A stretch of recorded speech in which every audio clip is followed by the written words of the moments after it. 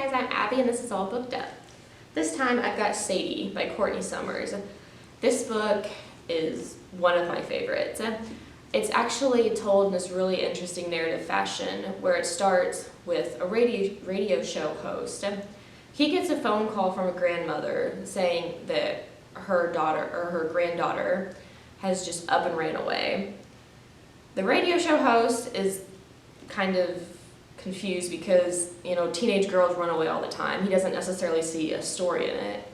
But when she calls, she tells him that Sadie, who ran away, her younger sister had been killed, and Sadie's on a hunt for vengeance. And it turns out that Sadie's little sister, Maddie, the one who had been killed, her murder was never solved.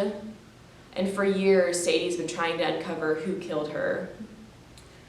And so Sadie runs off, armed with just a little knife, hell-bent on figuring out who killed her sister. So Wes McCrae, the radio show host, he comes and does interviews with the grandmother.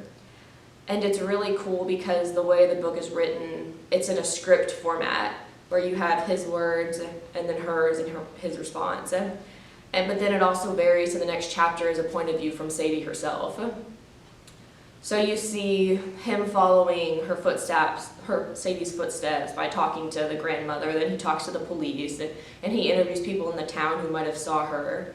And then it switches to Sadie's point of view where she's ran off to another town and she's interviewing people who may have had connections to Maddie's murder because her mother had abandoned her and her mother had a lot of bad boyfriends, and she is convinced that one of them hurt her sister. And so Sadie's running, trying to figure out who did this, going to diners, going to towns, truck stops, and following paths of people who she thinks might have been a suspect. And then Wes is a couple steps behind, constantly talking to the people Sadie's already talked to. And they're both trying to get to the end of this murder while he's trying to find the solution of the murder and trying to find Sadie herself.